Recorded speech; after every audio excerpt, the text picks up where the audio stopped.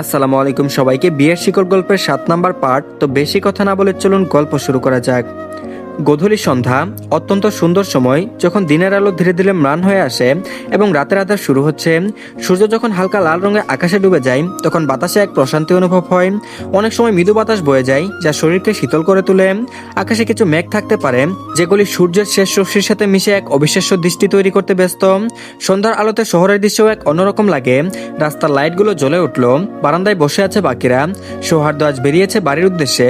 রুবানা শেখের আদেশে নূপুর ঝুমুর দুজনকে নিয়ে আসবে। এদিকে মাহিরের জন্য মন টানছে তার। ছেলেটা ফোন দিয়ে নানি নানি বলে মুখে ফেনা তুলে ফেললো রীতিমতো। মাদুর পেতে বসে আছে সবাই, আড্ডা জমে উঠেছে সন্ধ্যা। আড়ালে দাঁড়িয়ে আছে ফারাম, ওখানে যাওয়া মানে বিপদ। নামাজ শেষ করে নিজের ঘরেই রইল সে। বই খাতা উল্টে পাল্টে দেখছে। এমনিতে পড়াশোনা করতে ভালো লাগে না তার, অথচ পড়া ছাড়া যাবে না। এই যে দুদিন ছুটি নিচ্ছিল, কিন্তু আজ পড়তে বসতে হয়েছে জোরপূর্বক। বইয়ে তো মন নেই তার। বারবার তাসফিনের দৃষ্টি স্বচ্ছ পানির মতো ওটাই ভেসে আসছে মনস্পটে। তারপর বলল, উফ ফারা, এত ভাবিস না তুই। বই উল্টে পাল্টে দেখতে দেখতে চোখ লেগে এলো তার। টেবিলের উপর মাথা রেখে চোখ বুঝলো।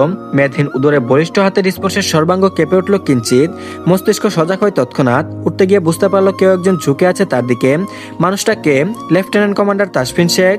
নামটি স্মরণে আসতে আটকে উঠে সে, লজ্জায় জর্জরিত হৃদয়। তারপর বলল, ছাড়ুন সরুন, চিৎকার করবো কিন্তু, আম্মুকে ডাকবো। তাসফিন বলল, ছাড়বো না, সরবো না, চিৎকার করো, আম্মুকে ডাকো। কথাগুলো সুন্দর করে গুছিয়ে বলে দিল তাসফিন। বুলি ফুরিয়ে এলো ফারার। একাশে লোকটা তাকে একেবারে আস্ত গিলে খাবে। তারপর বলল, দেখুন আল্লাহর দোহাই লাগে ছেড়ে দিন। নৈশব্দে হাসলো তাসফিন। হাসিটুকু রয়ে গেল আড়ালে। পিছনে থাকার দরুন তাসফিনের স্বচ্ছ হাসিটা দেখতে পেল না ফারা। তারপর বলল, কি যেন বলেছিলে, আমার সাথে যাবে না? কি করব করে দেখাতে, তাই তো? অলংকার পরানোর পর এটাই বলেছিল ফারা। কথাগুলো মনে পড়তেই কপাল বেয়ে গড়িয়ে পড়লো নোনা জল। ফারা বলল, আল্লাহ মাফ করে দেন, আমি ভুল বলে ফেলেছি। এবারেও হাসলো তাসফিন। উল্টো প্রশ্ন করে বসলো, তার মানে আমার সাথে যাবে? ফারা বলল, না। তড়িৎ গতিতে বলে উঠলো ফারা। চোয়াল শক্ত হয়ে এলো ফারার। উদরে চাপ তীব্র হলো। তারপর বলল, কি বললে? ফারা বলল, উফ। ব্যথাতুর কণ্ঠে চিৎকার করে ফারা। তারপর বলল, একটু আগে খাবার খেয়েছি, এভাবে পেট চাপলে বমি করে দেব। বাচ্চা সুলভ কথাগুলো দুর্বল করছে তাসফিনকে। নিমাষ্ট কামড়ে ধরে বসলো সে। তারপর বলল, বয়স কত? অধর কম্পিত হচ্ছে ফারার। কষ্টে বলার প্রয়াস চালায়। তারপর বলল, শস্য। তাসফিন বলল, শস্য কি? ফারা বলল, শস্য 17। নন স্থির হলো তাসফিনের। অর্থাৎ 1 বছর পূর্বে তাদের বিয়ে হয়েছিল, তখন ফারার বয়স তবে 16 ছিল। তাসফিন কি তবে বাল্যবিবাহ করেছিল? অবাক হয়ে তাকিয়ে রইল ক্ষণকাল। যদি ডিপার্টমেন্টের কেউ জানতে পারে তাহলে কি হবে? তার বউ তো এখনো নাবালিকা। কানের লতিতে উৎস ছোঁয়া পেয়ে মুচড়া যাচ্ছে ফারা। ফিসফিসিয়ে হাসকি টেনে বলল, এত ছোট কেন? কম্পিত হলো ফারার বক্ষস্থল। একই টুনে পাল্টা প্রশ্ন করলো, আপনি এত বড় কেন? দ্রিম দ্রিম শব্দটি প্রগাঢ় হচ্ছে। চুলের ভাঁজে হাত আবিষ্কার করলো ফারা। সেই হাতটি ধীরে ধীরে চুল গলিয়ে প্রবেশ করছে গলদেশে। পিছন থেকে গলা পেঁচিয়ে ধরল তাসফিন। নেত্রপল্লব কেঁপে কেঁপে উঠছে ফারার। তারপর বলল, সুখ। চকিত দৃষ্টিতে ফিরিয়ে নিল ডানে। সহসা তাকালো তাসফিন। চোখাচোখি হয় দুজনের। একে অপরের দিকে চেয়ে আছে নিষ্পলক, নাক ছুঁই ছুঁই। অধরের কিঞ্চিত দূরত্বটুকু ঘুচিয়ে দিলে বোধহয় বেশ হতো। মস্তিষ্কে সুখ শব্দটি গেঁথে আছে। চোখে চোখ রেখে তাসফিন বলল, ফারার অর্থ কি জানো? সুখের প্রতীক। নিদারুণ ভঙ্গিতে উষ্ঠদয় কাঁপছে ফারার। চঞ্চল অধরবাজে লেপটে থাকে কথাদের মেলা, অথচ আজ টু শব্দটি নেই। তাকিয়ে আছে অবাক নেত্রে। ঠোঁটের নিচে গাঢ় কালো তিলটা চুম্বকের ন্যায় টানছে তাসফিনকে। ফর্সা মেয়েদের শরীরে তীরগুলো চকচক করে চমৎকার ভাবে। বক্ষপটে জাগ্রত হলো এক অদম্য ইচ্ছে, তাকে বাস্তবায়ন করা উচিত। আর এদিকে মিটি মিটি তারা দুলছে আকাশের বুকে। চারটা মাঝে মধ্যে দেখা দিয়ে আবারও আড়াল হচ্ছে কালো মেঘের পেছনে। বাইরে মাথা উঁচু করে দাঁড়িয়ে থাকা গাছগুলোর পাতা দুলছে বাতাসে। পাখিদের দানা ঝাপটানোর শব্দ দূর থেকে ভেসে আসছে। সঙ্গে ভেসে আসা ঝিঝি পোকার ডাক রাতের নিস্তব্ধতাকে আরো গভীর করে তুলছে। নদীর জলের মৃদু প্রবাহ তরঙ্গের শব্দটি বাদ যায় কেন? এই নীরব রাত্রি শুধু প্রকৃতির নয়, মানুষের মনকেও স্পর্শ করে। একেকই রাতে নরম পরিবেশে মনের গহীনে লুকিয়ে থাকা ভাবনাগুলো জেগে উঠেছে। স্মৃতিগুলো হাতছানি দেয় মানুষ পটে। দরজার কপাট ঠাস করে বন্ধ করে দিল ফারা। দরজার ওপাশ থেকে চেঁচিয়ে উঠল ফারা। তারপর বলল, আরেকবার আমার রুমে আসলে আপনার পা ভেঙে দেব। ওপাশে দাঁড়িয়ে থাকা লোকটা চোয়াল শক্ত করে নিল। গম্ভীর কণ্ঠে বলল, ওই বাইরে এসে আমার সামনে দাঁড়িয়ে বলো। ফারা বলল, শখ কত, আসবো না বাইরে। চুপটি করে বসে রইল ফারা। ক্লিন শেপ করা গালে হাত বুলায় তাসফিন। মনে জাগ্রত অদম্য ইচ্ছেটা চাপা পড়ে গেল। তিলের ওপর ঠোঁট ছোঁয়ানোর পূর্বে মেয়েলি কণ্ঠস্বর কর্ণ স্পর্শ করলো। আরিফা আহমেদ ডাকছে ফারাকে। তাসফিন অপেক্ষা করলো না।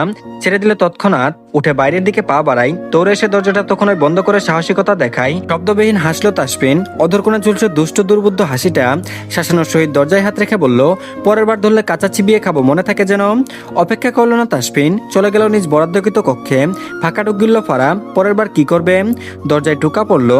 আটকে ওঠে ফারা। তাসফিন কি ফিরে এসেছে? তারপর বলল, ফারা, এই ফারা। মায়ের কণ্ঠস্বর। হাঁপ ছেড়ে বাঁচলো ফারা। উঠে গিয়ে দরজাটা খুলে দিল। হুড়মুড়িয়ে ভেতরে প্রবেশ করলো আরিফা আহমেদ। তারপর বলল, কি হয়েছে মা, হঠাৎ আমার ঘরে এলে যে? তীক্ষ্ণ দৃষ্টিতে তাকালো আরিফা আহমেদ। উপর নিচ পরখ করে বলল, তোকে এই গয়নাগুলো কে দিয়েছে? নিশ্চুপ ফারা। এগুলো খুলেনি, অথচ এখন না খোলার জবাবদিহি করতে হচ্ছে। এখন সে করবে তো করবে কি? অস্থির কণ্ঠে বলল, মা এগুলো তো। আরিফা বলল, তাসফিন দিয়েছে তাই তো? উপর নিচে মাথা দুলাই ফারা। অর্থাৎ তাসফিন দিয়েছে এগুলো? তেতে উঠলো আরিফা আহমেদ। ব্যস্ত হাতে খুলতে নিলেন গয়নাগুলো। তারপর বলল, পড়তে হবে না, এগুলো খুলে ফেল। ফারা তাকিয়ে আছে, কি করবে এখানে? ব্যস্ত পায়ে ভেতরে এলেন শাইলা আহমেদ। তারপর বললেন, কিরে তুই শুধু শুধু এরকম অপদস্থ করছিস মেয়েটাকে? ফারা এদিকে আইতো। ফারাকে নিজের দিকে টেনে নিল শাইলা আহমেদ। শাসনের সহিত বলল, ওর স্বামী ওকে এগুলো দিয়েছে, তাতে তুই শাশুড়ি হয়ে তো নাক গলাতে আসছিস কেন? মুখখানি চুপসে গেল আরিফা আহমেদের। তিনি এখন রেগে আছে তাসফিনের উপর। দুজনের মধ্যে কথোপকথন শুরু হয়েছে। ফাঁক বুঝে কেটে পড়লো ফারা। আপাতত উদ্দেশ্য হচ্ছে কলেজে যাওয়া। বাড়িতে থাকলে একদিকে বাঘ তো অন্যদিকে ভাল্লুক। অবশ্য ভাল্লুক হিসেবে মাকে ভয় লাগছে না, কিন্তু বাঘ তাসফিন তো কাঁচা খাবে তাকে। আর এদিকে মেঘাচ্ছন্ন দুপুর, আকাশ জুড়ে ঘন মেঘের চাদর। সূর্যের আলো ম্লান হয়ে আসছে চারপাশে। চারপাশে একটা ধূসর ছড়িয়ে পড়েছে। বাতাস ভারী, যেন বৃষ্টি নামার অপেক্ষায়। পাখিরা নীরব, গাছের পাতা স্থির, আর দূরে কোথাও বাজ পড়ার ক্ষীণ শব্দ শোনা যায়। সুখের একটা মিশ্র আবেশ ছড়িয়ে আসে হৃদয়ে।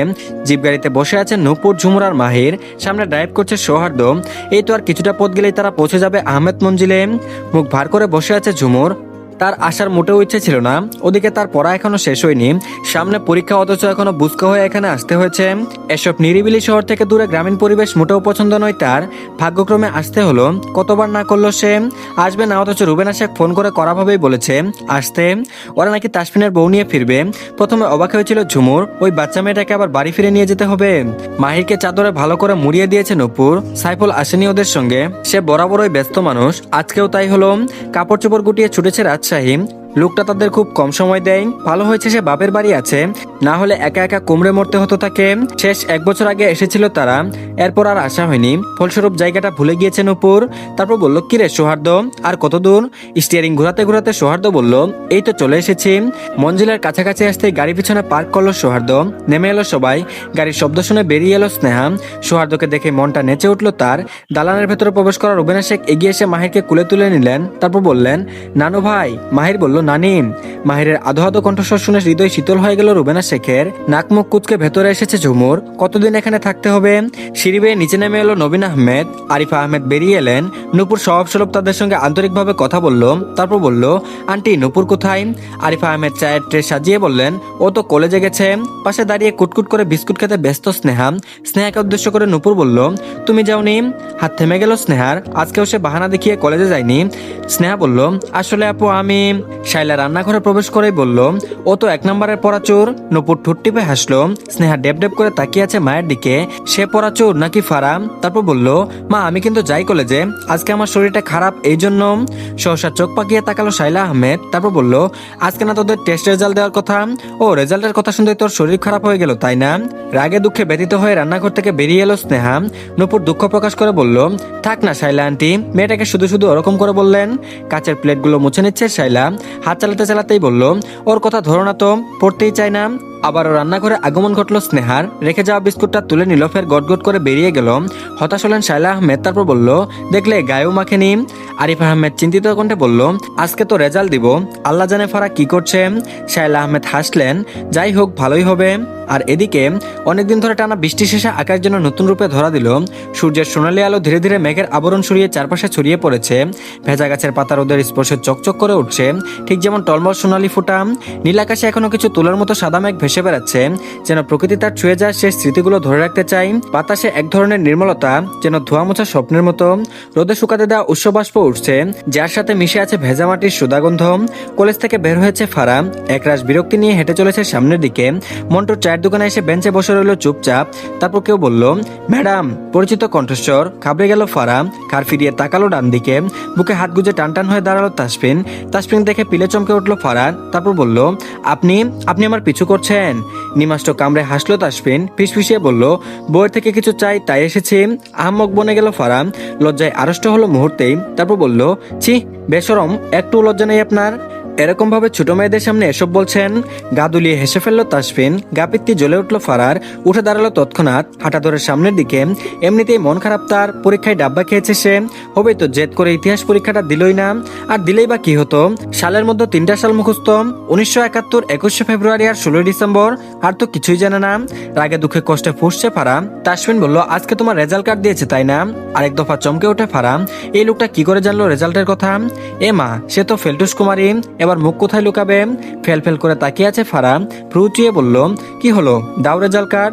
হাত কাঁপছে থরথর করে। পালাতে পারলে বোধহয় ভালো হতো। এই লজ্জা নিয়ে কোথায় যাবে সে? শেষমেশ স্বামী নামক আসামির হাতে প্রেস্টিজ পাংচার হয়ে যাবে তার। আর এদিকে বাংলায় 60, ইংরেজিতে 70, ভূগোলে 5ম, আইসিটিতে 77, ইতিহাসে 0। রেজাল্ট কার্ড জুড়ে জুড়ে পড়ছে তাসফিন। বটগাছের নিচে বসেছে বেঞ্চের উপর। তাসফিনের ঠিক সামনে নত মস্তিষ্কে দাঁড়িয়ে আছে ফারা। লজ্জায় কান দিয়ে ধোয়া বেরোচ্ছে রীতিমতো। এত লজ্জা রাখবে কোথায়? যেখানে তাসফিন নাকি ব্রিলিয়ান্ট স্টুডেন্ট ছিল, তার উপর এখন একজন নেভি লেফটেন্যান্ট কমান্ডার, সেখানে ফারা ফেলটুস কুমারী। ছেড়ে। তারপর বলল, রেজাল্টের এই অবস্থা কেন? এগুলো মার্ক, সিরিয়াসলি? নতমস্তকে থাকা মেয়েটার মস্তক নেমে এলো থুতনিতে। এত লজ্জা রাখি কোথায়? তারপর বলল, আর পরিণীতি, এটার তো কথাই বললাম না। তেলে বেগুনে জ্বলে উঠলো ফারা। টান দিয়ে রেজাল্ট কার্ড নিয়ে টেনে নিয়ে কড়া গলায় বলল, তাতে আপনার কি? নিজের চরকায় তেল দিন। আর হ্যাঁ, আমারটা না দেখে নিজের বউয়েরটা দেখেন। সহসা হেসে ফেললো তাসফিন। বোকা বউটা তার, সেই তো তার বউ, তাহলে এটা আবার কেমন কথা বললো? অপেক্ষা না করে নিজের পথে হাঁটতে লাগলো ফারা। মেঠো পথ ধরেছে সে, পিছন পিছন আসছে তাসফিন। বউটা এমনিতেই এত পিছিয়ে, তার উপর বস্তার মতো একটা ব্যাগ নিয়ে হাঁটছে কাঁধে। ব্যাগটা টেনে নিল তাসফিন। আকস্মাৎ এমন ঘটনায় আশ্চর্য হয় ফারা। প্রতিক্রিয়া দেখালো না সে। আপাতত তার লাভ হচ্ছে, এত ভারী ব্যাগ বয়ে নিয়ে যেতে হবে না। রাস্তার ধারে আসা মাত্র একজন বয়স্ক মহিলার সাথে দেখা হলো ফারার। হাত টেনে ধরলো সেই মহিলা। তারপর বলল, কি রে ফারা, কে রে পিছনেরটা? ভেঙচি কাটলো ফারা, মুখ বাঁকিয়ে বলল, তোমার জামাই। সহসা হেসে ফেললো সেই ভদ্রমহিলা। তারপর বলল, বুঝে গেছি। ঠোঁট টিপে হাসলো ফারা। চোয়াল শক্ত করে দাঁড়িয়ে আছে তাসফিন। বউ তার যার তার জামাই বানিয়ে দিচ্ছে তাকে। আশ্চর্যের বিষয়, সময় পেরিয়ে যাচ্ছে আপন গতিতে। সবে 3:30 বাজে। আরো কিছুটা গেলেই আহমদ মঞ্জিল পৌঁছে যাবে ফারা এবং তাসফিনও দুজনে। তারপর বলল, ওই মহিলা কে ছিলেন? কণ্ঠস্বর গম্ভীর। সামনের দিকে হেলে দুলে হেঁটে যাচ্ছে ফারা। তাসফিনের প্রশ্ন শুনে বলল, আপনার বউ। ব্যথাতুর কণ্ঠে চিৎকার করে উঠলো ফারা। পিঠ ছড়িয়ে থাকা চুলগুলো টেনে ধরেছে তাসফিন। তারপর বলল, আর একটা বাজে কথা বললে খুব খারাপ হবে। ফারা মুখ কুচকে নেয়। তারপর বলল, তাহলে আমাকে কিছু জিজ্ঞেস করবেন না। তাসফিন বলল, এত তেরা কথা বলো কেন তুমি? ফারা বলল, আমি এমনই তেরা, আমার সাথে কথা বলবেন না। তাসফিন বলল, নো প্রবলেম, আমি সোজা করে দেব। কথা বলে চোখ টিপে তাসফিন। চোখ পাকিয়ে তাকালো ফারা। চমৎকার হাসলো তাসফিন। ছোট্ট আঙ্গুল টেনে ধরে ফারার শীর্ণ বদনখানি ক্ষীণ কেঁপে উঠলো। তাসফিন বলল, আশেপাশে মানুষ থাকলে এত সাহস বাড়ে? ইস, আর একা থাকলে? পরের বাক্যটুকু বলল না তাসফিন। লজ্জায় আড়ষ্ট হলো ফারা। মনে মনে গালি দিল তাকে। তারপর বলল, আপনি এত বেহায়া কেন? তাসফিন বলল, বউ লজ্জাবতী লতা তাই। চকিত ফিরে তাকালো ফারা। তাকিয়ে রইল ক্ষণকাল। অতঃপর দৃষ্টি ফিরিয়ে ফের হাঁটতে লাগলো। দালানের কাছাকাছি আসা মাত্র কুয়া থেকে পানি নিয়ে পা ধুয়ে ছুট লাগালো ভেতরে। তাসফিন হাসলো, নিজেও পা ধুয়ে নিল। এদিকে ফারা ফের ছুটে এলো। তারপর বলল, ওহে লেফটেন্যান্ট সাহেব, আমার ব্যাগ দিন। লেফটেন্যান্ট সাহেব শুনতে ভারী মিষ্টি লাগে তাসফিনের নিকট। বউ তার বুকে আগুন জ্বালছে, কিন্তু নেভা যেতে তার কাছে আসতে হবে সে কি তা জানে? তো ধন্যবাদ সবাইকে। এই পার্টটি এই পর্যন্ত। সবাই আগে চ্যানেলটিকে সাবস্ক্রাইব করে দিন, আর পরবর্তী পার্ট হয়তো এখনই পেয়ে যাবেন। তো ভালো থাকবেন সবাই, আল্লাহ হাফেজ। আর অবশ্যই ভিডিওতে লাইক দিবেন।